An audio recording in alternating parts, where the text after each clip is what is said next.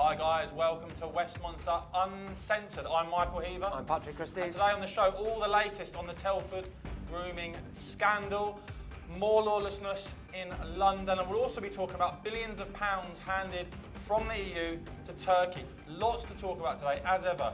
Dive in with your comments, let us know what you think, and if you do enjoy what we do here, give us a retweet, give us a like. And Patrick, we go back to your report again on Telford. What's going down? Yeah, absolutely. So guys, we're here at Westmonster, we're keeping our focus firmly on the Telford child grooming scandal. It's gripping the area and frankly quite possibly the country as well. Just a brief recap for anyone who may be coming into this story for the first time.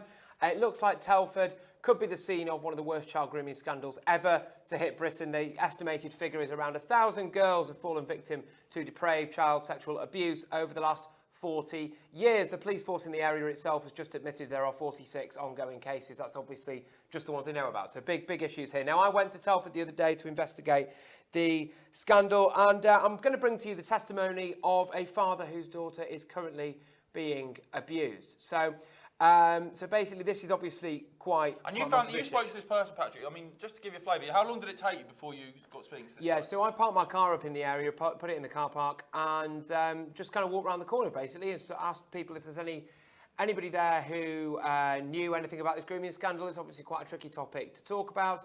And this bloke just straight away said to me, "Look, can you just come around this corner and speak to me privately?" And he said, "Look, my daughter's still being abused." So I'm just going to read to you what he said here to me, and this is just a direct testimony. I think you can see it on your screen. As ever, guys, but you can see the story on there on the website, westmonster.com.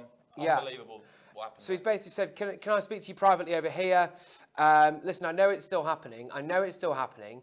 Because my daughter is being abused right now. He's saying that the problem is there, it's plain to see, but the police and politicians are too afraid to tackle it because they're afraid of being labelled racist. He says, this is like a mafia town. The amount of drugs in the area is shocking, and they seem to come from the same gangs who are abusing the girls.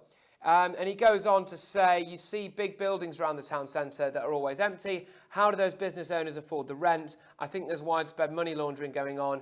It's proper mafia. Now, there's one word that did keep cropping up to me over and over again when I was there in Telford, and that was this word, mafia. So I just want to strip it back, guys. So basically, it looks as though there's still ongoing child grooming in the area. I mean, that seems to be patently obvious. This bloke has said it's not as if he knows about it and he's not told anyone. Social services are directly involved in this case, so it obviously is happening.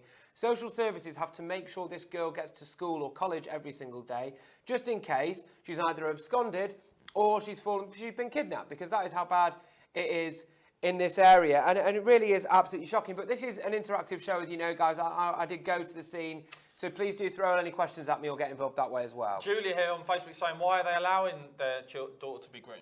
Well, I'm not sure if it's the parents have got much of a say in it. He said to me that Well, it's that rampant that even parents that know it's going on are struggling to stop it happening with But he said to me, the grooming gangs have been operating for so long and they're so good at what they do, they've basically brainwashed young girls.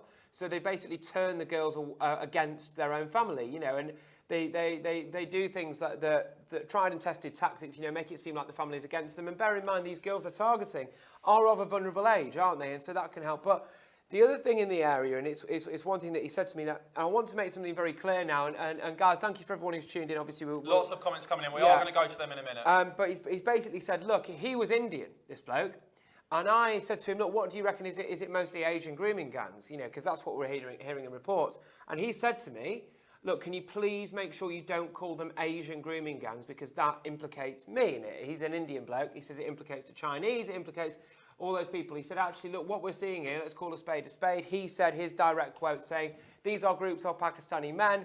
And he said to me, if you drive around the town centre now, you will see groups of Pakistani men basically surrounding girls, he said in his quote here. And he's also said that, you know, they'll try and give them cigarettes, they'll try and flatter them, they'll give them their number, and that's how it starts. So that's the direct testimony on the ground. Crucially, before we go into some of your comments now, he said that the main reason he thinks this isn't being dealt with by the police, maybe by the local council, is because they're too afraid of appearing to be racist to actually solve the problem. So that's where we are. Joanne on Facebook saying, I cannot believe this has not been dealt with. It makes me sick. And I mean, you know, sadly, Patrick, this isn't, you know, one of a kind, is it? We've seen this in other towns. We've seen this, you've heard about Rotherham, where they reckon there's maybe 1,500 victims. You've seen it town after town after town. Now, guys, I'm going to be absolutely clear here.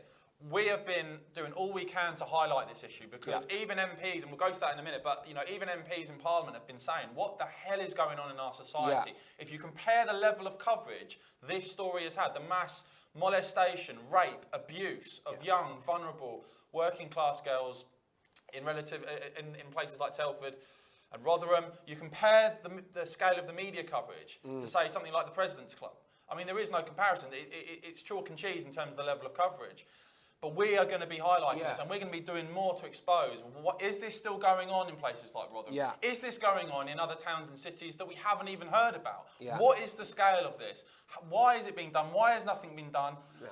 And what needs to be done moving forward to make sure that this doesn't continue to blight entire towns? Absolutely. Well, this is it. And I can't get across to you how absolutely endemic this issue is over there. Like 5 of the first 7 people that I spoke to were either had been abused themselves or were related to people that had been abused. I mean, this is. I actually felt as though like this couldn't be real. When I was driving away from it, I was like, it was the most surreal experience of my life. How long did it take you to find someone that had this sort of direct experience? 2 minutes. This bloke whose daughter is being groomed currently, he was the first person I spoke to when I was there. Where are the mainstream? By the way, where are the mainstream media cameras going down to Telford talking to people? I'm not sure. Have they been down there? I haven't seen any reports. Because we'll see on the news, won't we, the bullying scandal in Westminster, for example. This allegations that basically it looks like a politician might have shouted at a member of staff. You know, that's wall-to-wall coverage. I think that led some of the news agenda for days, really. And there was a big hoo-ha about it. Well, actually, we've got a grim reality here. And the grim reality is that there are thousands of girls up and down the country currently being abused at the hands of these grooming gangs. And I think never before has the disconnect between politicians and the political class and the public been highlighted than the complete lack of action on this issue. Which is why, you know, media outlets like Westmonster Now, guys, are so needed, I think. And if you can support us, please go to westmonster.com/support and chip in if you can, because we are going to keep on this now. There is clearly something badly wrong in our country when town after town, community after community, young girl after young girl, with these horrifying examples of what's happened to them over a period of time. And yet it seems to have basically been swept under the carpet. It's been virtually ignored. It's been allowed to happen. Yeah. And how can that be? Yeah. How can that be? Well, Peter Larson. Let us know what you think. Peter Larson, thank you very much for getting in touch, Peter, saying, keep highlighting this. The media is silent. The Home Office have already rejected an inquiry, and that brings us on to our next story. To our next one, really, because we got up there on Westmonster. Yeah, we were looking at what the response is, and a lot of you have been commenting, saying, look, what has the response been to this? Now, Telford Council has come out and said, it's a Labour council, they've come out and said that they now want an inquiry into child abuse, but only for historic cases, and only the Home Office can call it. So they're refusing to call an inquiry themselves. Now, the Home Office has batted this away and just said, no, I've just had a look literally to get the latest from a couple of hours ago. It doesn't seem to be much progress from what I've seen, is there? The Home Office has batted it away and says it's up to the local council. The council then have remained silent. Now, I find this absolutely ridiculous on a few counts. First and foremost, this is, if anything was ever worthy of an inquiry from a local council, you would have thought that the idea that thousands of your young girls that are going to grow up, if they have been abused in this, you would imagine the type of adult they may grow up to be. It's not exactly great for your local area. You know, they're going to grow up to be very troubled, you would imagine. So it's in their interest to have an inquiry into why the heck this is going on and then stop it. Well, they're not that bothered about that, apparently. The other thing is, they only want it for historic cases.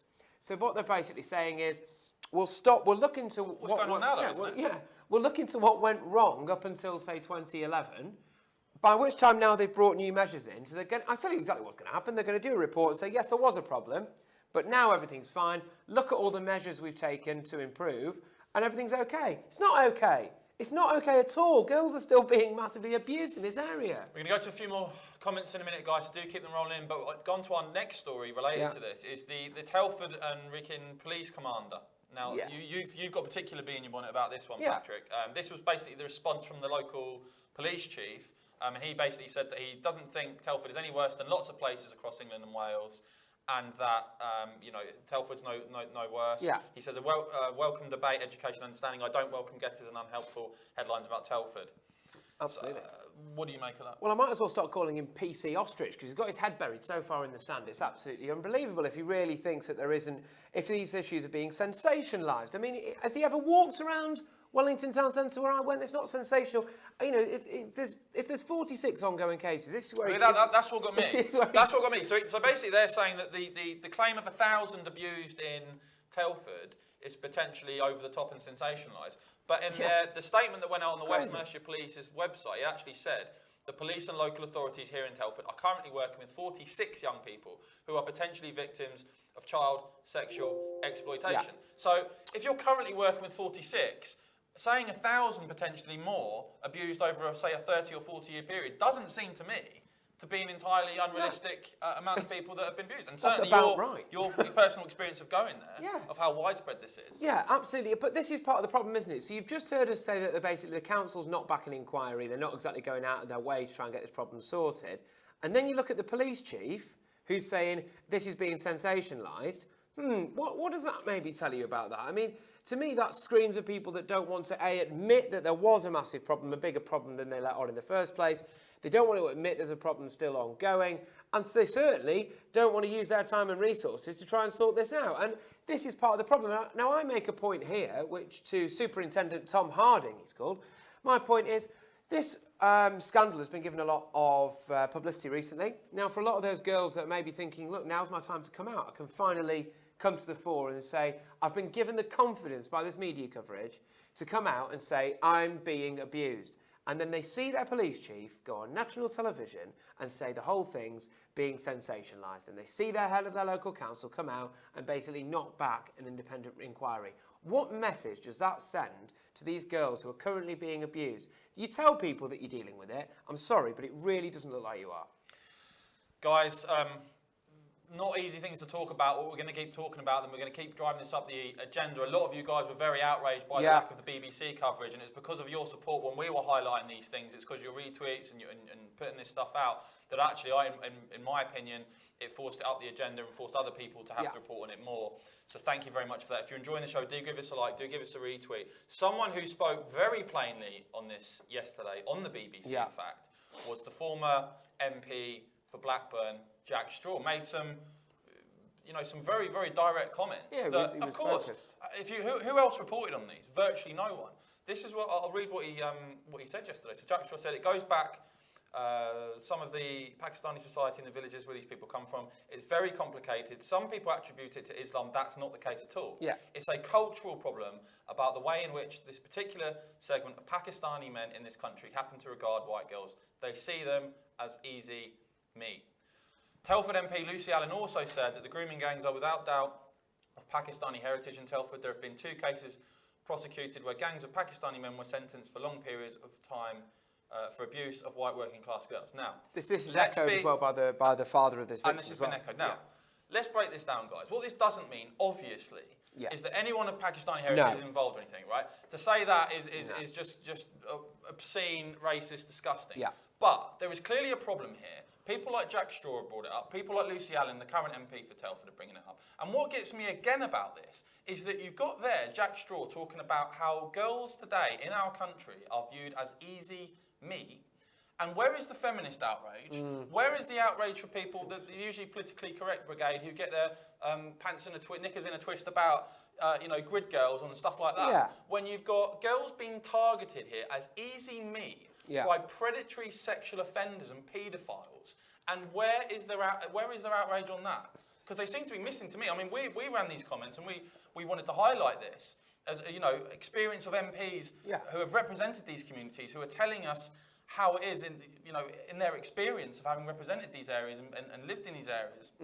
But have you heard that anywhere else? Have you seen Jack Straw's comments reported anywhere else? I haven't. Yeah, not really, no. So look, guys, I'm just going to try and go through some of your comments here. Someone's just saying as well, like, if this was the sons or daughters of MPs that were being abused like this, then we'd see some action. Unfortunately, I think you're probably right. Matthew on Twitter saying we need to place bets on the next city or town involved. This is the reality. Well, I don't know about that, but I certainly think it's something we're going to be looking into now, guys, of, how widespread is this? is this going on in many other towns that we aren't even aware of, that isn't even being talked about? Are girls being abused in areas that haven't even been highlighted, that the authorities may not even be aware of, or are aware of and aren't dealing with it? I've just started this comment here that's got me up a bit here. It's just from John Livers, just looking at Michael and I and saying this far right's version of the Chuckle Brothers. Now, I do understand there that you know I can take a joke. Don't worry, I'm not feeling particularly well today, so you might have caught me on an off day, John. So sorry if I do go in on you a bit here, mate. But you know, if that's what you've taken from this discussion so far, then presumably you don't care about the fact that thousands of young girls are being raped and sexually abused by grooming gangs across the country. That's the message I've taken from your little comment there, in which case I'm sorry, mate, but I think you've lost the argument. People that want to turn the blind eye to this because it's too hard to discuss, or they're too politically correct and they don't want to face up to the fact of what's going on, you are actually part of the problem, because it's this sort of paralysed state that has allowed, when you have a former MP there for Blackburn saying girls are being viewed as easy meat and are being systematically abused because authorities, and I think he also said that authorities and police basically had covered their eyes to it. That's what he actually said on the BBC. And you get muppets like that talking about, oh, this is far right. Sorry if it's too uncomfortable. It's not far this right, is ruining people's lives. Maybe you should take it a bit more seriously. You obviously, you know, are shut off from the world and the reality. What we're doing here on Westmonster Uncensored is about what is actually going on today. No matter how difficult to discuss, no matter how disturbing, how upsetting, it is a reality for people. And maybe you should think about, you know, the people that out there that are suffering, that are still suffering, as Patrick said, girls that are still being groomed, still being raped, still being abused, still being let down by authorities. And you want to sit on Facebook and put smarky little comments like that. Why don't you actually start thinking about what you're doing with your life? Why don't you actually start thinking about how you can actually make an impact and actually try and help people and try and highlight the issues like we're doing? It just amazes me when you hear about some of these stories, these, you know, of what's going on in people's lives, and you get these morons who have nothing better to do than sit there and just sort of, oh well, whatever. Yeah, I mean, I think for me the main issue is if we had a problem like this in any other aspect of society. So let's say we had an issue with the fact that pilots kept rocking up to work drunk, or nurses kept turning up and they just were unqualified to carry out procedures on patients. We'd look at it, wouldn't we, and we'd say, oh, that's a problem, that's a big problem, let's address it. And so this shouldn't be treated any differently whatsoever. This is clearly a big problem. There are many more wider factors, huge number of wide factors affecting the child abuse scandal going across the country, such as problems with social services, problem with in the lower echelons of the economic environment in Britain. Yes, absolutely. But there is a problem, hugely here, with clearly groups of a particular subsect of society disproportionately abusing young, vulnerable white girls. And so you shouldn't shy away from dealing with it head on. If we don't start facing the facts and taking them seriously and highlighting these things, it's not going to be dealt with. More lives are going to be ruined, and we at Westmonster are certainly going to do everything we can to stop that happening. Now, just to comment quickly, Michael. Sorry, just from Anthony Pratt. Just saying, ignore the people, ignore the ignorance who shout racists. As first line of defence, keep up the good word, chaps. Thank you very much. No, guys, look, we welcome the trolls here, but when you're talking about something as serious as this, people's lives being ruined, and you get these snivelling little gimps who just sit there with their snide little comments, why don't they actually put themselves in the position of someone, a father, a brother, a young girl who's involved in some of this? And maybe they would take it a little bit more seriously and actually think, what's going on in our country? What am I doing? You know, have a word of yourself. So we've got now the next one. Go on, so I spoke a bit earlier about the comparative media coverage, right, guys? Again, you can go visit westmonster.com and see this story. Basically, another MP, the MP for Bolton West and Atherton, we've got it up there on the website. Chris Green, spoken out about the pitiful level of coverage the Telford grooming scandal has received compared to the President's Club. He's spoken in Parliament and said, following the incidents at the President's Club dinner, there was significant media scrutiny and a related urgent question in the House to highlight justified concerns. Meanwhile, there has been minimum attention given to the events in Telford, where hundreds of children have been abused and raped. Can we have a debate about the priorities of our broadcast media? He also then took to Twitter to say, following on from the important work of Lucy Allen, that's the Telford MP, I've just spoken in the House about Telford. It's outrageous that these vulnerable children are not getting attention and support from the broadcast media following the gross lack of support from social services. And I think that's right. I think what type of society, what sort of political system, what sort of media have we got in this country when something like the President's Club, which, you know, you saw the level of coverage that got, and we're talking here about hundreds and hundreds and hundreds of girls being abused and all the rest of it. And as Patrick said, you only have to go down to Telford and go find out how prevalent it remains. And yet we've got members of Parliament. It's so stark that you've got members of Parliament pointing this out? I mean, what does it say? Well, no, the thing is now as well, I think people are calling for more action. I think people really are rising up. It's taken far too long, hasn't it? I mean, look, it's been going on for years, obviously.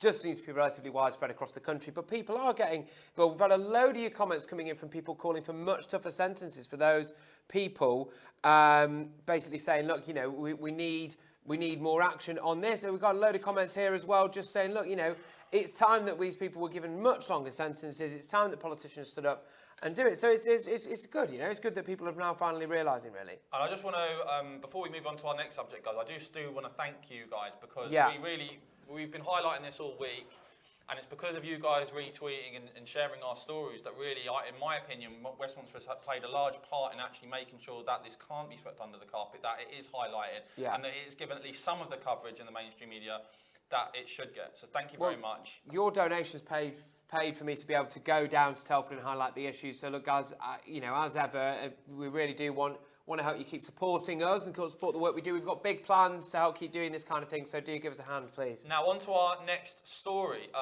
We talk again about, it comes back to what's actually going out in the country, and you can either ignore it and be, living in a dream world, or you can look at the facts. And the facts are that the London Air Ambulance Service is now attending, for the first time ever, in 2017, it attended more stabbings and shootings than it did road traffic collisions.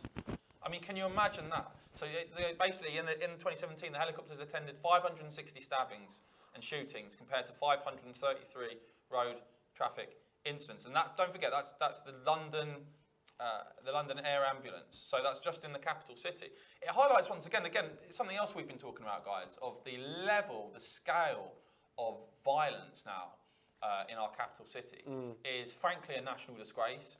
It's a national emergency. And my feeling is on this, Patrick, and if you agree, is that if this had been going on at this level, this surge in knife and gun crime in more affluent areas rather than more deprived parts of London, I certainly think there'd be much stronger action taken, because as far as I can see, not much is happening. It just seems to be getting worse and worse. We're going to actually go to another incident in a minute. But absolutely. What do you think? Well, I agree. I mean, I think that's the sad fact, isn't it? That if something happens in an area that is lived in by the people who are, in your higher end of society, this, that and the other, I think more tends to get done, and certainly more gets done quicker. The thing is I would have thought that something would have had to have happened by now, because it seems like every day, or near enough every day, we're reporting on an incident like a shooting, and it's getting younger and younger, these victims, and you think, what's it actually really going to take for people to step in and go, right, now enough's enough? Because we've seen loads of acid attacks, seen loads of gun crime. The figures show knife crime went up, I think, 24% in the last year. I think that year ended June 2017. That's an astonishing rise. And how many more things can possibly come out, like this, with the fact that the London Air Ambulance Service is now spending more of its time dealing with stabbings and shootings than actual road traffic collisions?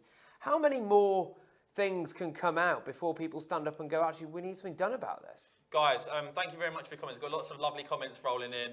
Glover saying thank you for pushing for this story. I think you're talking about Telford Grooming scandal. Snag saying you guys are great. We need more people like that. If you're watching for the first time, this show is on the same time. It's 1 p.m. UK time, Monday, Wednesday, Friday. Yeah. If you like what we do, please do give us a like, give us a retweet, and do visit after the show, westmonster.com/support. If you can chip in and help us, we would really appreciate it. We're going to be doing a lot more. Absolutely. But I just want to go to, we talk about London, we talk about lawless London, something we talked about a lot.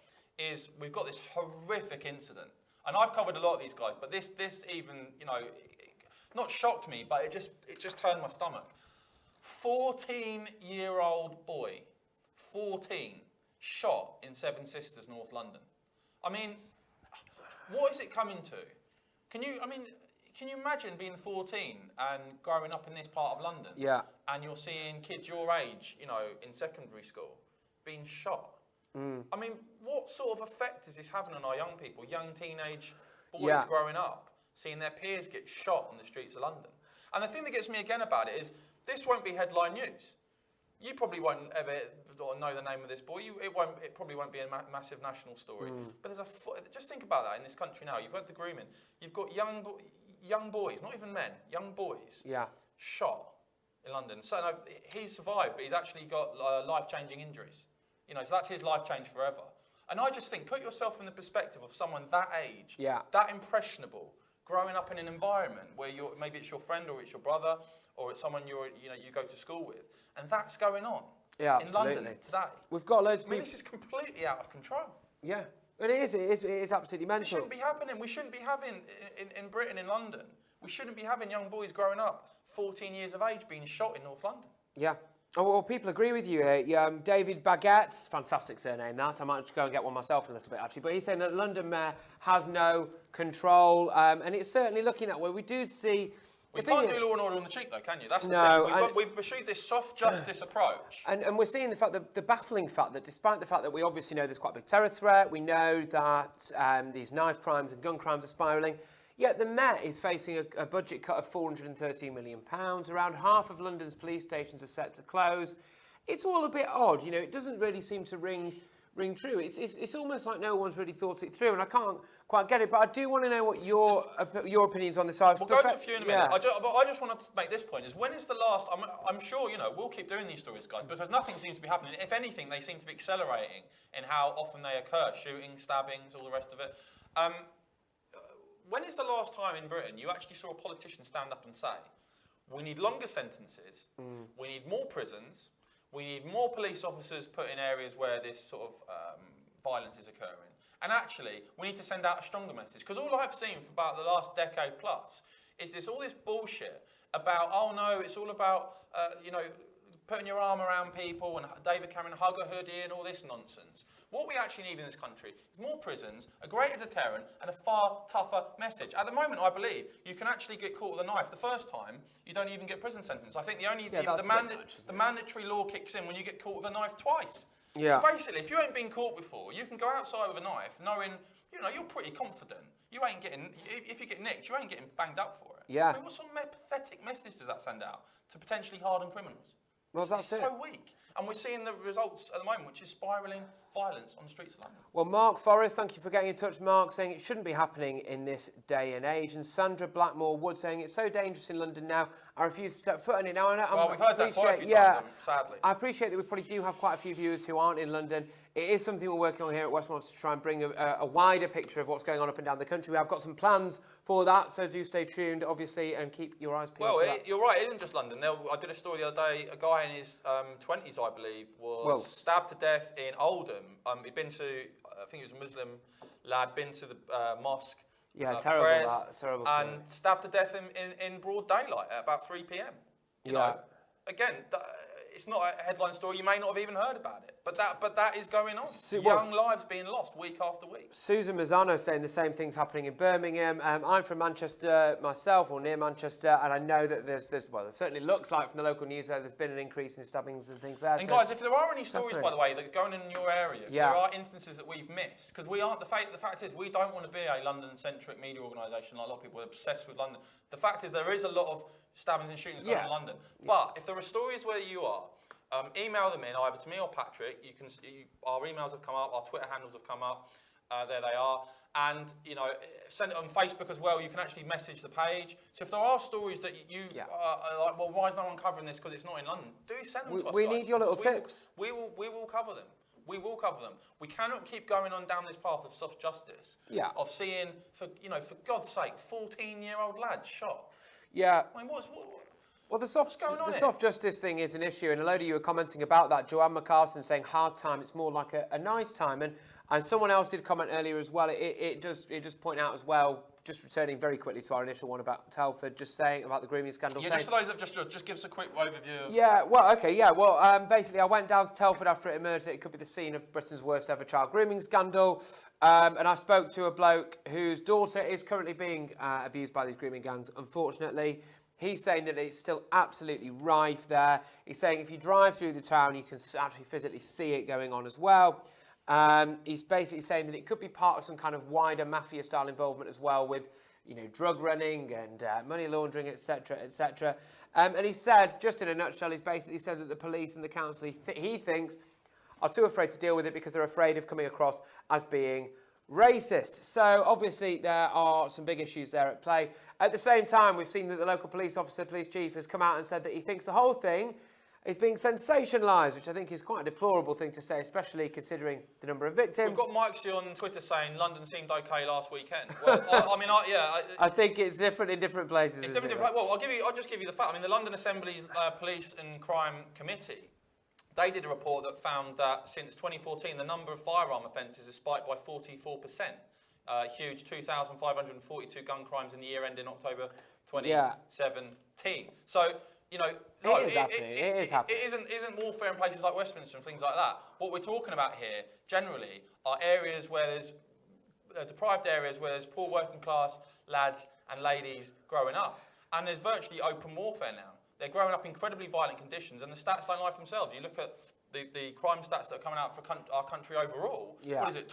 It's about 21% increase year on year on things like gun crime and knife crime. And you only have to look at the number of people that have been stabbed to death in London. You only have to look at, as I said, the London Assembly report said 44% in firearms offences in 2014. Again, you can turn around and say, well, I don't believe it, that's not happening. Or you can open up your eyes to the reality, which is that we're becoming a more dangerous society, and London certainly is seeing a spike in the number of people that are stabbed to death and being shot. But, I mean, Susan Gamble's got in touch just saying, I think what we're all thinking really, just saying this is what government cutbacks leave you with. It leaves people so unprotected, and that is a problem, isn't it? If there's no deterrent there in terms of people don't see like a Bobby on the beat, or let's say you engage in some kind of this criminal activity yourself and you realise how easy it is to get away with because police resources are stretched, you're more likely to keep doing it, aren't you? And I really do think it is one of the number one priorities of a government probably is to keep your people safe, and it looks like it's failing. But we need your views on this. Let us know how you feel about the whole thing. Guys, I'll remind you again, we're on 1 p.m. It's Monday, Wednesday and Friday, so we'll be back Monday.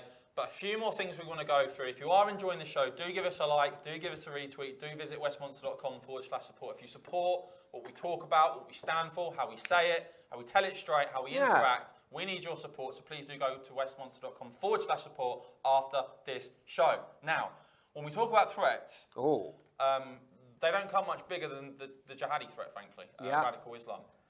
We talked about this a lot.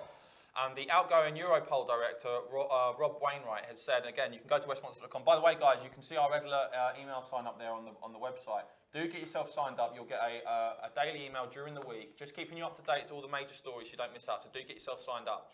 And also our support page there if you want to support us. But the Europol basically saying that's one of the big intelligence questions right now about where these people are in terms of jihadis that have gone from Europe to Syria and places like that. We are concerned about it because it's a large number. It could still be over 1,000. Yeah. They are perhaps capable of coming back, and if they do come back, they will do so in an even more radicalised state than when they went out, given their exposure to the conflict. Now, I've got a little bone to pick here, because it's something, again, that has been swept under the carpet massively, which is this whole issue of returning jihadis. Yeah. We know, the estimate is that about 425 jihadis have been allowed back into Britain.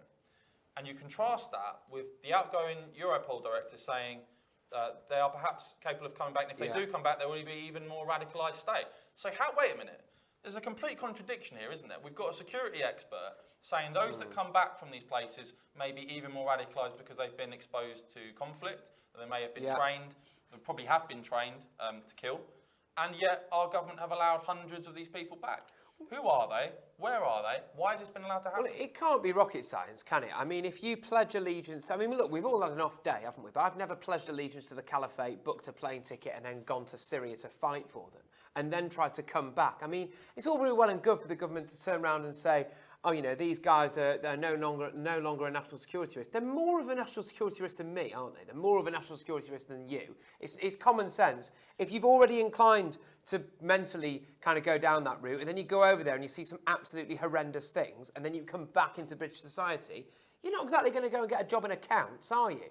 I mean, it's all a bit weird. I don't understand why the government seems so intent on putting people at risk in this way. And, I think there is a case to be made for, realistically, have we just lost control?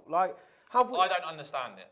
How can you as a government take the risk of even allowing one of these people back? Oh, no, I'm a good little boy. I didn't know what I was doing. I'm really sorry.